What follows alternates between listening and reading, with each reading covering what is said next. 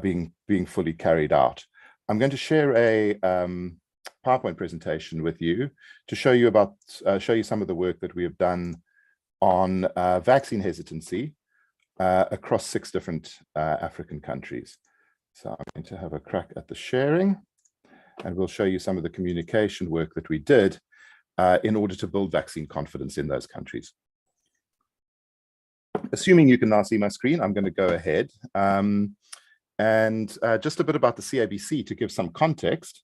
Excuse me. There we go. We've worked in the space, the founding members of the CRBC, for quite a while now, for almost 7 years, but the CRBC itself was launched in March 2020, just as COVID hit and just as lockdown began. And so we were born really under lockdown and grew substantially through work that we did on COVID-19 mis and disinformation, which culminated in this project looking at vaccine hesitancy specifically. We were established, though, to identify, analyze, report on, and particularly counter mis and disinformation and fake news and divisive and polarizing rhetoric. And we've now grown to a team that is 45 odd strong. And the core teams here that I'll speak about in a sec in more detail are research and analytics, media, and then our content and dialogue intervention. So we bring a lot of different skill sets into the space that we work in. So our way of working, and this will be unpacked as we go through the case study here, but our way of working in all the projects that we do is that in the beginning is research and analytics on narratives on social media. So we have a research team that finds these narratives that we're wanting to look at, isolates them through the use of targeted search terms, and then we start to do our narrative work inside of those narratives. And there are 2 components to this. The one is narrative analysis, which is the main component, understanding in real time exactly what's being said inside of these different conversations on social media. And then where necessary, network analysis, which is looking at how the various actors in that conversation are networked together. And it's through doing network analysis that we've uncovered, as an example, an organized network of xenophobes, also an organized network in the South African context of state capturers that were manipulating opinion on social media through organized networking. In the vaccine conversations, we didn't find this, quite notably. We thought we might, but we didn't. And what we did discover is that those that were anti-vaccine, even the more extreme members of that conversation, were not networked together. They were behaving independently. They really were very passionately advocating for a cause that they believed in. So out of this research and analytics comes effectively live research, and we package this up in various ways. So these are dashboards that any of our teams can go into and delve deeper into the narratives that we've got there. We're able to provide daily updates into our various teams, and then weekly reporting that tends to go out to donors and partners, and also into our media and comms team. And so out of media and comms come articles or press releases that go out into media, and we've got some really strong media partnerships. We also then work radio and TV, doing interviews to draw attention to what we're finding, and we've been very successful with media. I think because they find the kind of work that we do really interesting. It's quite novel and generally quite interesting.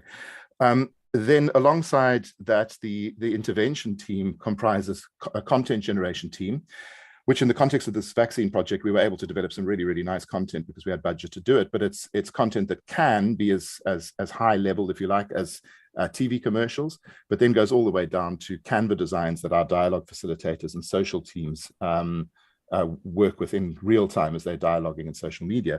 And that brings me to the 3rd component of that intervention, which is dialogue. So we have in-house dialogue facilitators that are putting together a community of people that are talking in that space, and in this context, talking about vaccines and building vaccine confidence and vaccine positivity.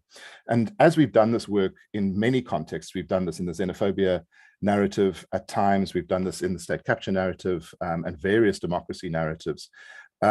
We find that we start to coalesce around us a group of people that become effectively an advocacy group and do this dialoguing work while we support them as much as dialoguing ourselves. And so that's the overview of the way we work, and just a quick overview on the areas in which we work so that we can contextualize this vaccine project. In South Africa, we have a big project on social and political division. That's one of our focus areas, and this is around democracy. This is a very, very difficult space. There's lots of mis and disinformation, lots of hate speech, incitement to violence. This is where we find really, really well-organized networks seeking to undermine our society and our democracy. We work in social prejudice, and here we have an active project with men aimed at addressing misogyny and gender-based violence. Xenophobia, which is of course linked to social and political division, but which we've now split out as a separate project. A Pan-African election project that we're busy getting together, which is really interesting because it follows, the idea is to follow elections around the continent and look at the kind of othering that precedes elections in most countries. So in South Africa, we see xenophobia preceding elections really strongly, and in other contexts, different forms of othering emerge. And there's a Kenyan election coming up that we hope to be active in, but certainly a Nigerian election in a while, in which we'll be looking at some of those fault lines that emerge before elections, and then try to develop ways of dealing with that, of intervening in that. We're doing some LGBTQI plus work in 3 countries, in Kenya, Nigeria, and South Africa, working with activists there and providing them with narratives that they can use. And then the public health and safety focus area, which is where this COVID-19 vaccine confidence project sits. It's actually a completed project now. In this area now, we are busy spinning up an energy, just transition, climate change, sustainability, call it what you will, it's all those things, project that will look over the next few years to address all the challenges that emerge as we move to renewables in South Africa, on the continent, and globally as well. And so this vaccine work has allowed us to develop this Pan-African network, which we're now building on really, really strongly. Throughout all the work that we do, we look to impact on, or to help amplify the impact of civil society. So we work with a range of partners, and we also try to develop active citizenry, and that we're constantly learning more about the kinds of tools and modalities that we can use to do that. So plunging on into the vaccine project. And I'm just cognizant of time, so excuse me if I speak fast. Our vaccine project was really 3 projects in one, brought together by different donors with slightly different outcomes required for each, but they really all work together at the same time really, really strongly. So we had a content project across South Africa, Nigeria, Ghana, Tanzania, Kenya, and Senegal, hence the 6 countries. This was developing, here was the budget that lay to develop really high-end content, which we'll show you a bit of later on.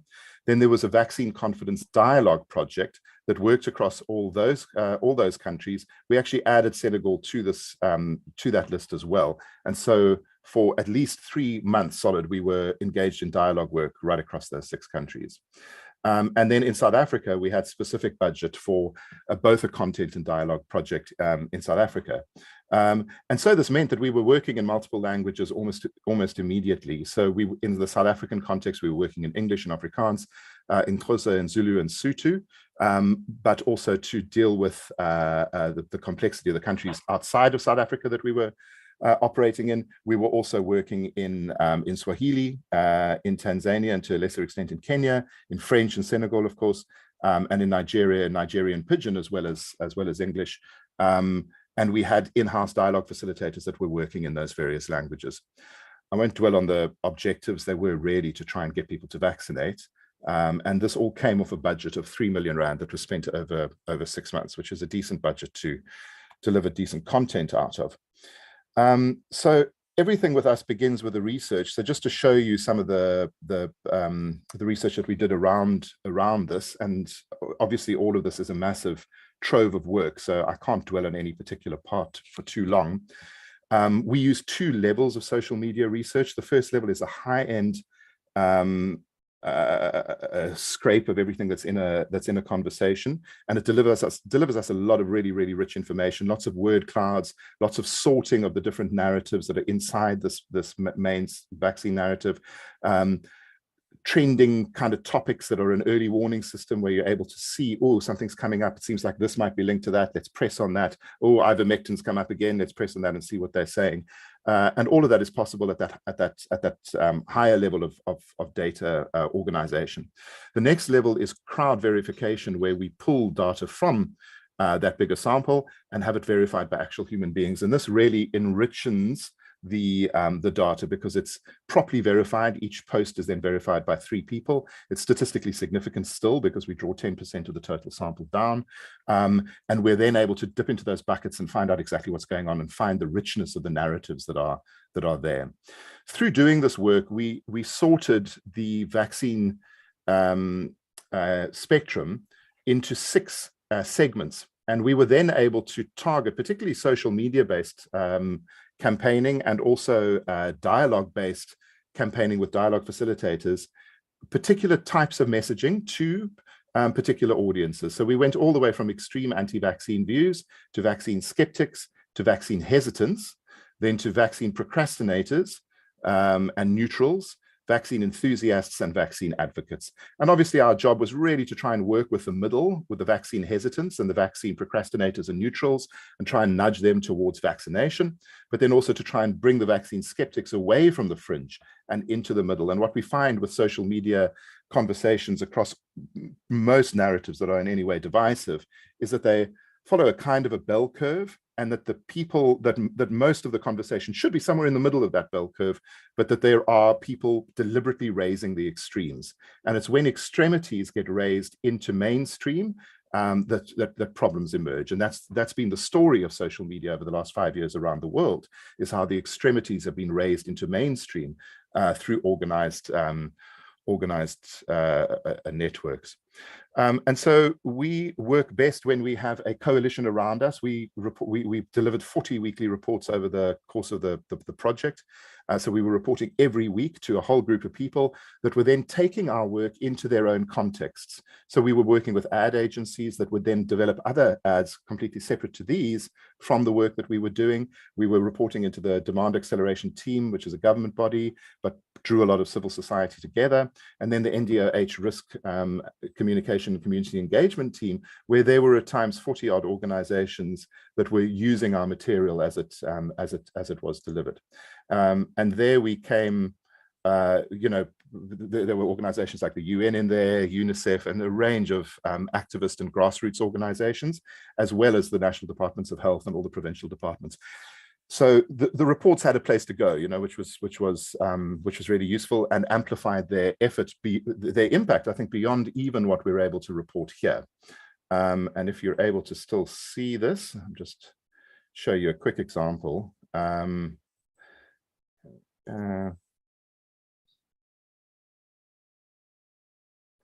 I'm just going to scroll through this because it's not really made for PowerPoint presentation.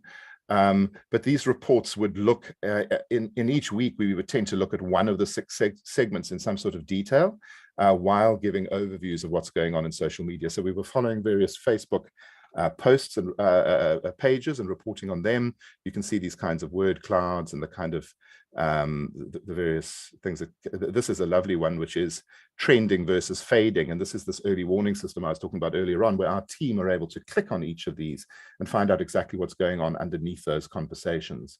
All the various graphs and so on, as we were tracking on a real-time basis, these 6 different segments, how they interacted with each other and the kind of impact that our work was having on them. As well.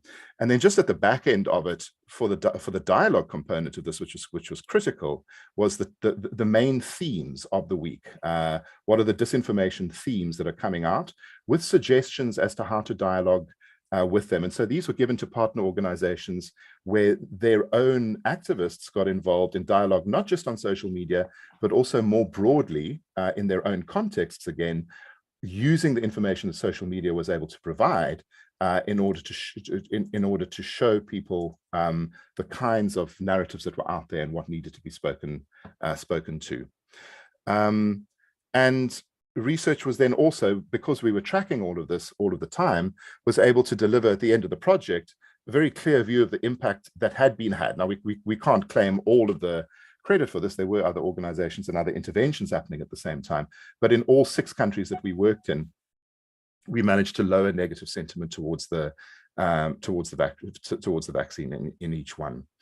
So that we considered really impactful, and also lowered anti-vaccine hashtags by up to 74% across these various countries. So that was just on the social media side of it. Now, these reports were being used to feed, if you like, our media team, who were turning them into various articles that appeared in digital publications like Daily Maverick in the South African context, City Press, and also we were talking on radio and TV quite a lot. It was a hard sell at the time because vaccines were very much the topic of the day, and I don't think people would, it was quite hard to actually get too much traction on them, but we did still generate over 4 million rands worth of vaccine press coverage. And you can see our overall figure, I think it has now topped 50 million since inception in terms of earned media results. So to turn to the content creation, and that's why you guys are mostly here, I'm sure, from a comms perspective, we started off with developing a strategy that we had a strategic workshop and just sort of came up with various ideas about how we could hold all of the communication that we were doing, the sort of overarching umbrella strategy. And the trade-off here is that you have to pick a territory and a territory that is able to scale to multiple narratives and multiple interventions. And we ended up speaking to the family, protecting your family by getting yourself and encouraging others to get vaccinated. And out of that, we were able to use family as a kind of routing mechanism in all of the work that we did, which tapped into personal responsibility to the collective and to the family, prevalent social advocacy behavior we were able to work with. We were able to explore different family personas, and we were able to, at times, be quite humorous, and then at times quite serious, depending on the kind of persona in the family that we were adopting. So we could be the irritating, funny child at times, and we could be the very serious mom looking after her family at times as well. We were able to explore these different kind of stereotypes really around family, but that were really useful in terms of getting good content out there. We had a lot of social media content being produced. These are just the different pillars. We had the vaccination website that we put up. We always tend to start our projects with a good website, and we were able to host a lot of content here and send a lot of people to the website and use it as a kind of hosting space, also for other partner organizations. Excuse me, I'm just finding my way back. There we are. We launched a Turn.io number, which was an experimental one, and I'll show you the numbers at the end of this. And then two really good we thought really good above the line content campaigns. The one was called Last Words, which looked at nurses and the last words that were said to them. And then a spoof campaign. So we took the two extremes. We had a really strong emotive campaign that went out around Christmas time. It was around December. So some of our team were taking off, of course, and we wanted to get something out there that was really hard hitting. It was when Omicron was busy peaking. And then slightly after that, once we'd come back, we launched a series of spoofs called Under the Microscope with a South African comedian, Dr. Riyad Moosa. And there were 7 of them, and we did them over 7 weeks, and that was particularly a social media-based campaign. And I'll show you a bit from each of those. The Last Words campaign was extraordinarily successful on an above-the-line basis. We ended up getting over 2,000 airtime slots donated. And I'll just show you the next slide. We were all over the place. We were in taxis, in actual taxi media, taxi ranks, at stations.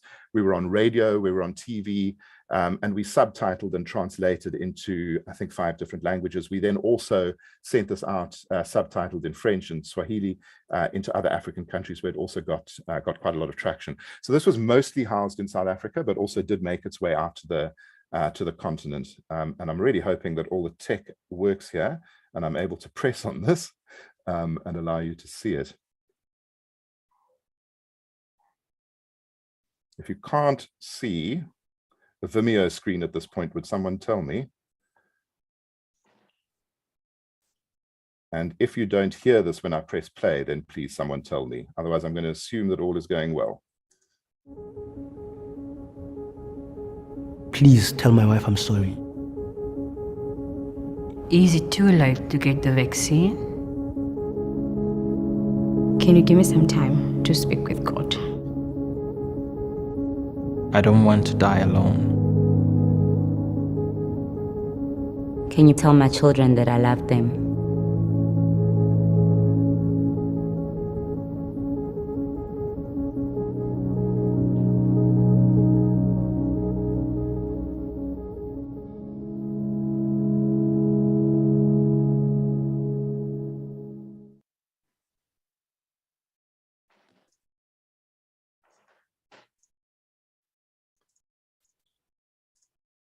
So as you can see, they're really hard-hitting, impactful campaign that got about 7 million rands worth of airtime value.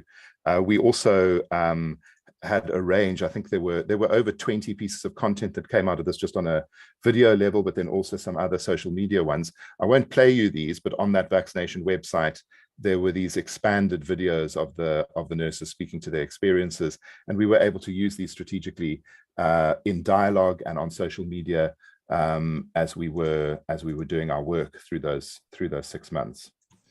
And then some of it did go out on social. It wasn't a social, it wasn't its aim. It was an above the line campaign, but we did find out some interesting things. So I'm just going to share some of these with you. We have a page called CareZA Social, and then we spun up a page called the Healthy African Family Project, which spoke more to the kind of strategy of what we were doing.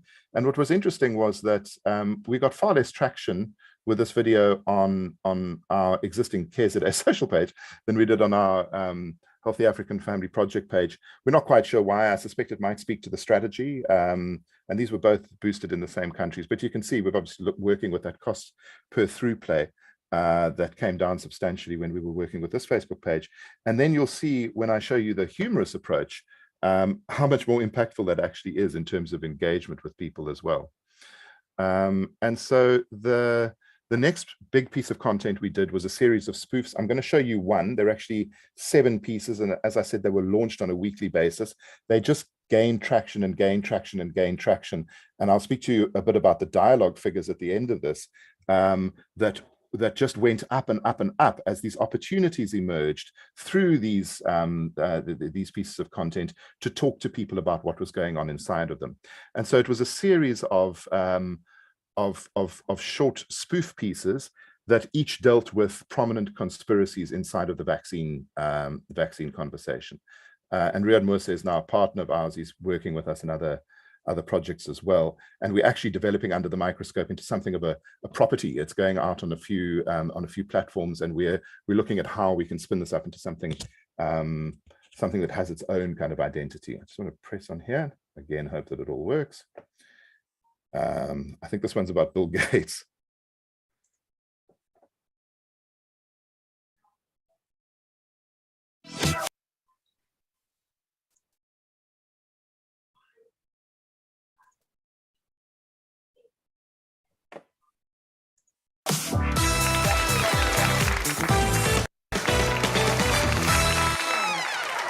Hello everyone, I'm Dr. Riyad Musa and welcome to Under the Microscope, where we put the latest COVID vaccine information, myths and rumors, well, under the microscope, you know, the clue's in the title.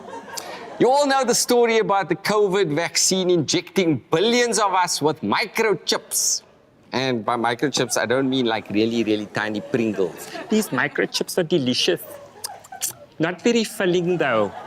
I mean microchips to track us. That's what I'm talking about. And I'm vaccinated, so I guess that means Bill Gates can now track my every move. I know he's a bajillionaire that wants to end world poverty, but you know, I'm worth tracking. I'm a comedian, and I'm sure Bill Gates likes to tell jokes, especially at these lizard people dinner parties. So now with this vaccine inserted microchip, he can steal my jokes as I'm writing them and tell them at his high-powered lizard people dinner party before I can even get on stage at the Baxter Theatre. He'd be like, What do you call a crayfish who won't share? Shellfish.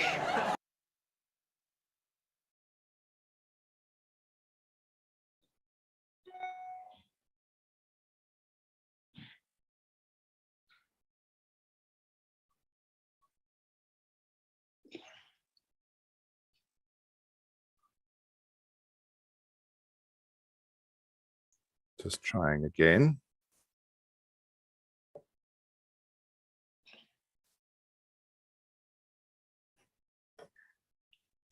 What do you call a crayfish who won't share? Shellfish. boom! And then all the lizard people are like, Bill, that's genius. Where do you get these jokes from? From me, bruh. That's where he gets them. I mean, let's be real. You could also be tracking my whole family. And I've got a lot of kids, dude. I've been overpopulating the earth. Although to be fair, it'd be easy for him. He'd only need one monitor. We go everywhere together. We all live in the same house. And if we leave the house, we live in the same car. Yeah, all 12 of us in my Hyundai Atos.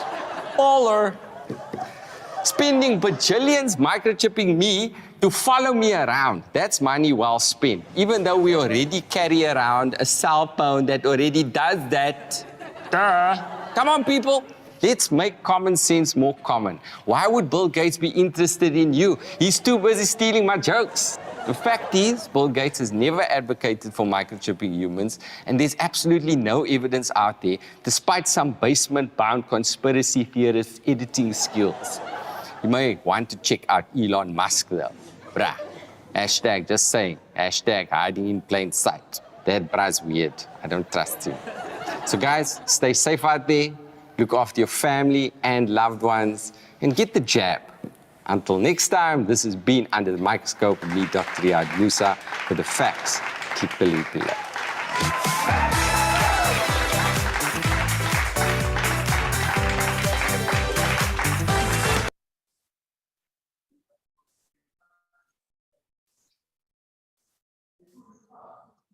Sorry about those techie issues. I hope you can hear me again.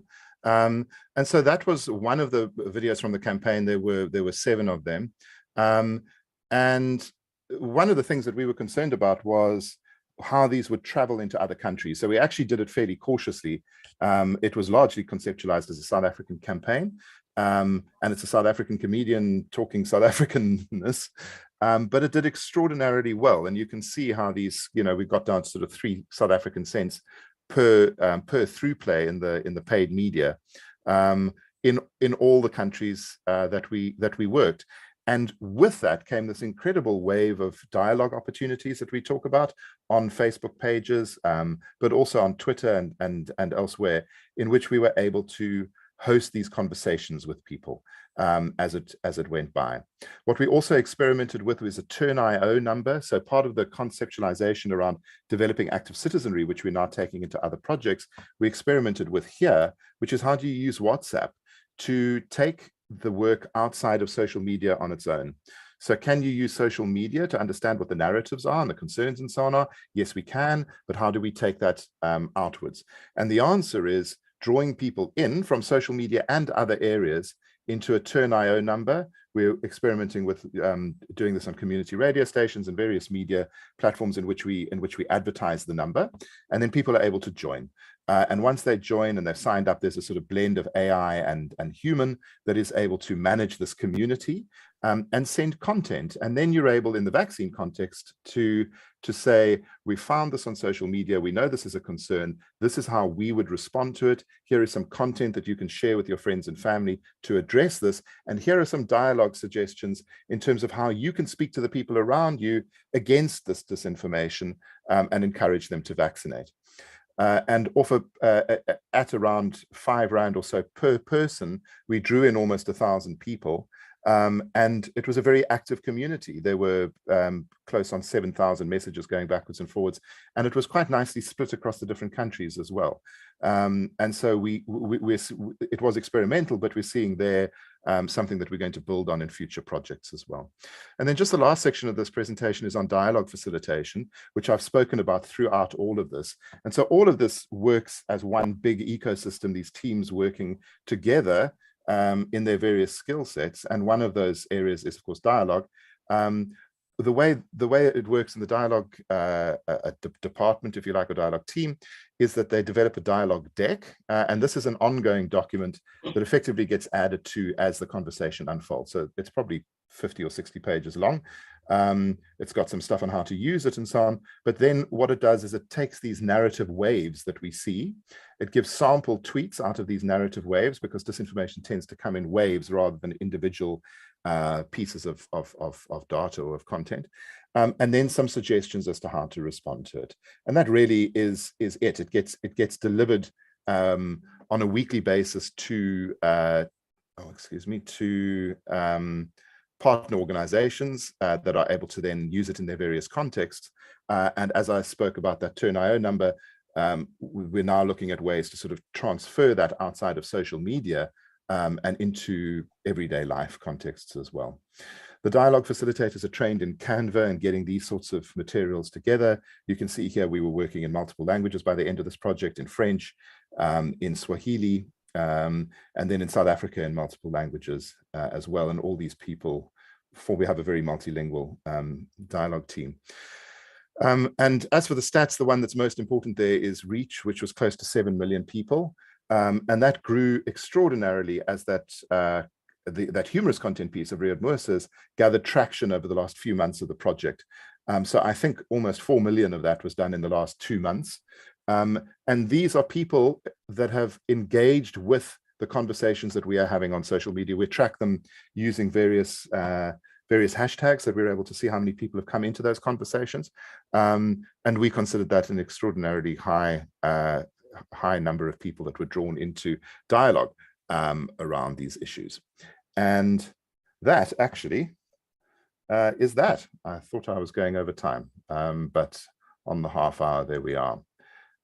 And so I'm going to invite any questions.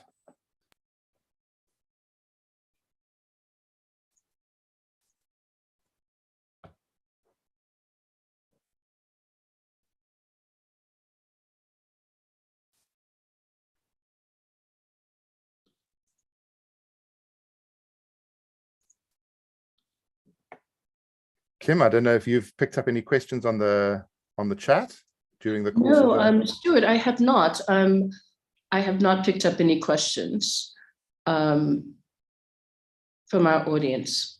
Okie dokie. I think let's give it a few minutes if any of them come up in the chat, or if anyone wants to voice them. Oh, you can only chat. I have a question. Sure. How do you feel this campaign, it's an integrated campaign, and social media is being used in the campaign, and how do you feel that it boosted awareness outside of traditional media? So normally you'd have like just a TV commercial that's running, but here I think there was quite a wide range of media mix.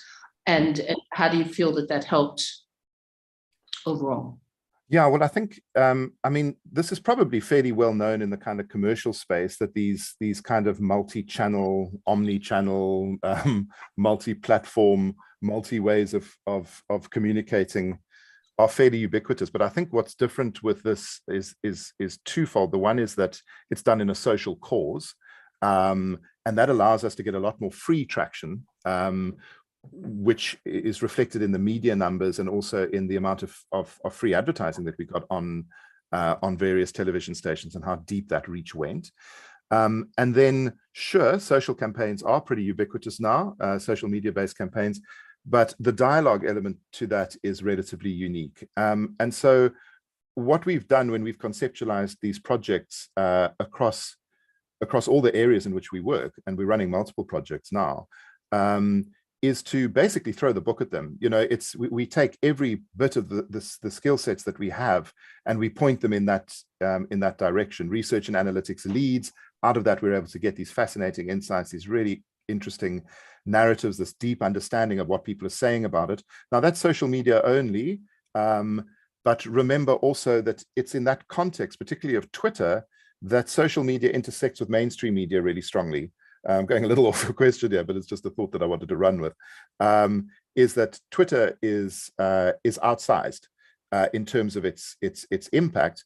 Journalists and politicians are on there, and these kinds of narratives can get seeded there and metastasize out of Twitter really quickly. We've seen that with xenophobia, we've seen it with RET and state capture narratives, and we've seen it all over the world, you know, in various contexts. And so the work that we do there becomes quite public, and people are able to see it quite well. And I think it's the totality of that has the impact. We unfortunately don't have numbers on how many people vaccinated directly because of our work. That's impossible to do. But we do have all of those sort of traditional advertising metrics that we're able to look at, plus that dialogue piece as well. I'm I just see seeing the question, yes. Yes, thank you. Working as part of a consortium is something that we've grown in the last year or so, particularly. I mean, we always wanted to, but we've managed to now, I think, draw more and more partners towards us in our different areas. So there's three perhaps big ones to talk to there. The one was this vaccine project, where particularly in the South African context, we were feeding into, as I said, 40 plus organizations, and also into the demand acceleration team and into the National Department of Health. So there, and during lockdown under COVID, we were also able to report on issues that were emerging. You know, one of those was xenophobia while we were under lockdown, but there were also various PPE issues and various narratives that we were able to bring to light. But what we don't even see in these numbers is how those 40 organizations used what we did to amplify their own work. And we know, for example, we're working closely now with UNICEF on ways in which we can do this in future when emergencies emerge. So we learned an enormous amount about how to work in the context of a global pandemic or global emergency. And that's work that we hope to carry on now into climate change. And so now if we look at energy, here we're coalescing a bunch of donors and partners together around us, all of whom are experts in the space, and who we are then able to play a central role in catalyzing their own programs. Because a weekly report from an organization like ours does a lot to focus kind of attention on what is going on. It provides a way of working and a way of looking and a way of understanding that really allows people to move forward. And the other area in which we do that is our democracy project, where we work with Defend Our Democracy, which is a coalition of around 70 odd organizations. And so we don't feed into all 70, but we do to some of them, feed our reporting, feed what we're doing. So wherever we go now, we're looking to develop coalitions around us, and make sure that we're kind of part of a hub, really, that disseminates information. That's just on the research side of things. And then, of course, we take that further into our intervention spaces with content and with dialogue. I hope that answers the question.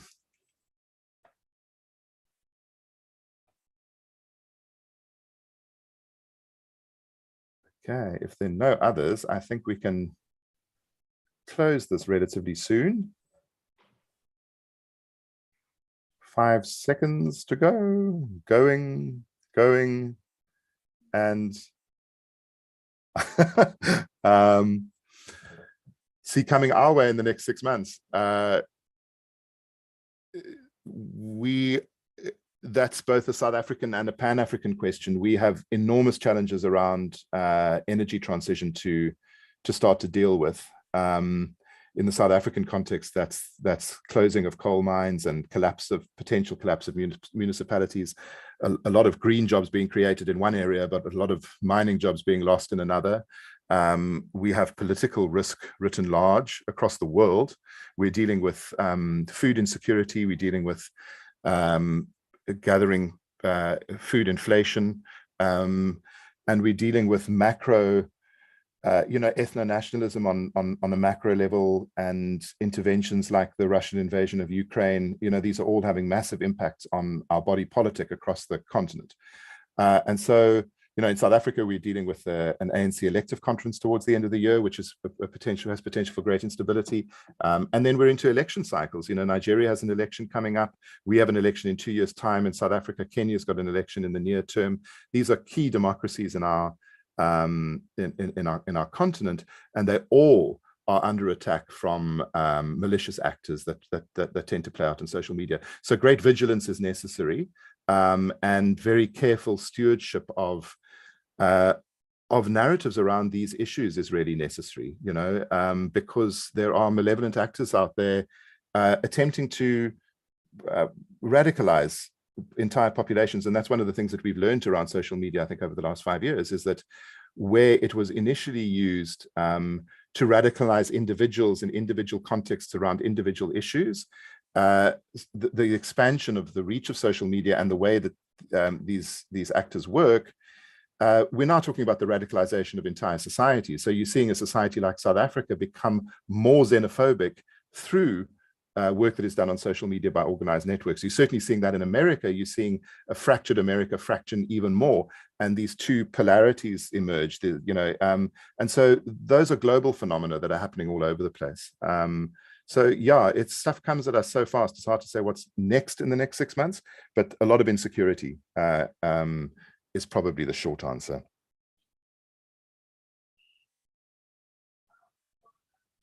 Cool. Thank you so much, everyone. Kim, do you want to wrap up and close, or should we just say bye-bye? Yes, I think we should say bye. Cool. But thank you, everyone, for coming. Thank you. Thank you, everyone. Here's a double Zoom hand wave. Bye. Be well.